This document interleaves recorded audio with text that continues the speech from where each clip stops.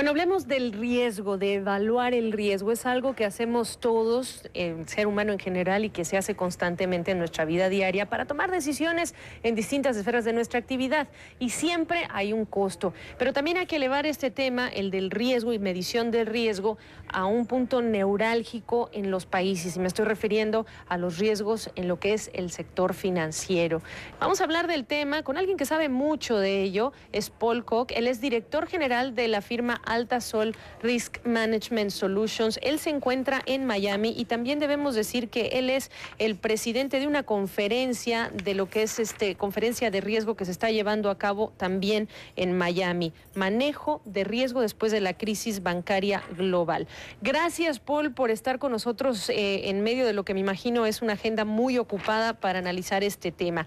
Para hacerlo más claro para los televidentes, ¿cuáles son hoy las herramientas que se manejan para medir, para evaluar ese riesgo? Gabriela, buenas noches. Mucho gusto estar con ustedes aquí en CNN.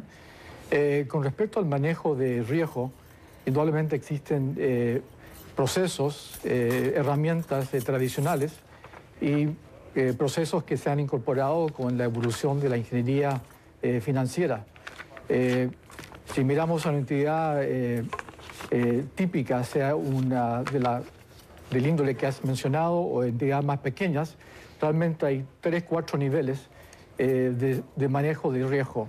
Nivel de junta de directores que establecen políticas y procesos, procesos de gestión de riesgo por alta gerencia, que incluyen modelos que son facilitados por esta ingeniería financiera en esta área de informática.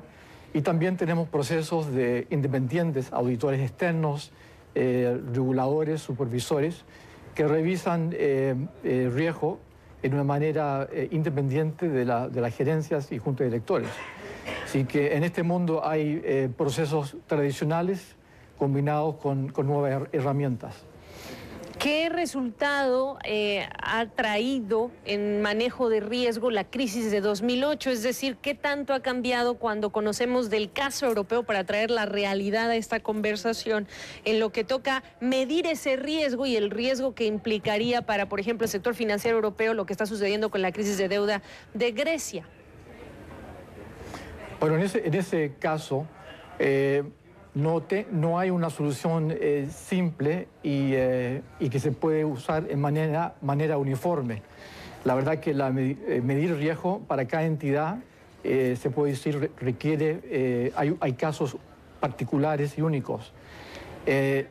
Con lo que hemos visto en los últimos 3 años, indudablemente han habido pérdidas causadas por, productos más complejos, modelos que no dieron los rendimientos que se esperaban, porque no todo se puede cuantificar, y también hubieron fallas de procesos básicos, ¿no?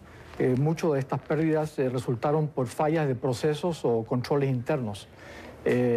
Tal vez inclusivamente las pérdidas que se han mencionado esta noche son debido a procesos que fallaron, que eran bastante básicos.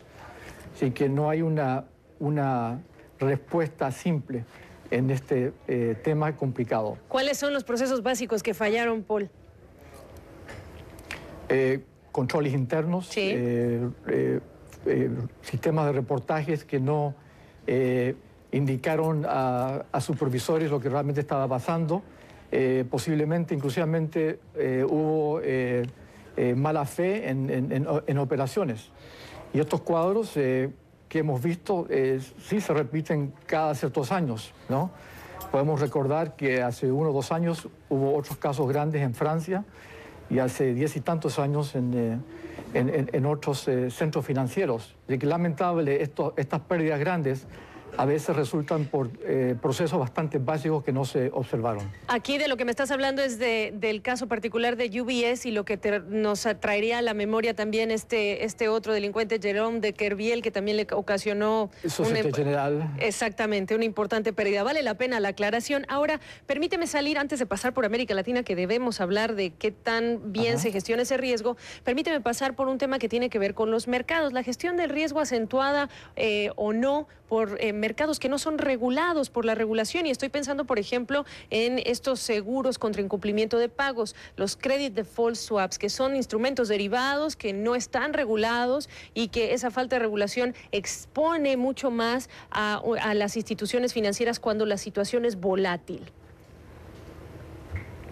Bueno, en el caso de instrumentos complejos derivados, como fueron los credit default swaps, se puede decir que hubieron varios factores. Uno, mal entendimiento, tal vez reguladores de los riesgos que habían ahí. A veces no había comprensión total de gerencias en los riesgos que llevaban estos instrumentos. Y el resultado de esta experiencia es que ese tipo de actividad, por lo menos hay un intento de regularlos más y que haya cambios requiriendo más desglose para asegurar que el inversionista pequeño y grandes entienden qué riesgos están asociados. Pero eso fue una parte del drama que hemos visto en los últimos años, sí. Porque muchas actividades que fallaron eran reguladas, ¿no? O no eran reguladas suficientes, ¿no? Me queda poco tiempo, pero sí es importante hablar de qué tan preparada, y te pido que nos ayudes a aterrizar esa respuesta, qué tan preparadas están las instituciones financieras en América Latina justamente en el manejo de riesgo, Paul.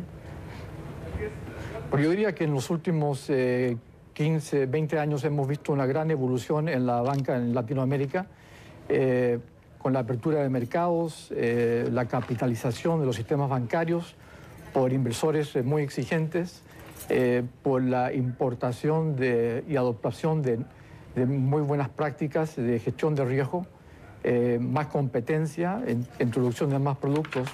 Hubo una gran evolución y indudablemente en estos últimos años el rendimiento, el comportamiento de sistemas financieros en Latinoamérica ha sido positivo. Hemos visto muy pocos bancos con problemas realmente. Bueno, pues ahí lo tienen ustedes, es la Conferencia de Gestión de Riesgo para las Américas, es la primera del sector que está organizando FIBA y que está encabezada por Paul Koch, que él es el presidente de esta Conferencia de Riesgo desde Miami. Gracias, Paul, por esta visita y éxitos en esa conferencia. Muchas gracias, que esté muy bien. Hasta luego.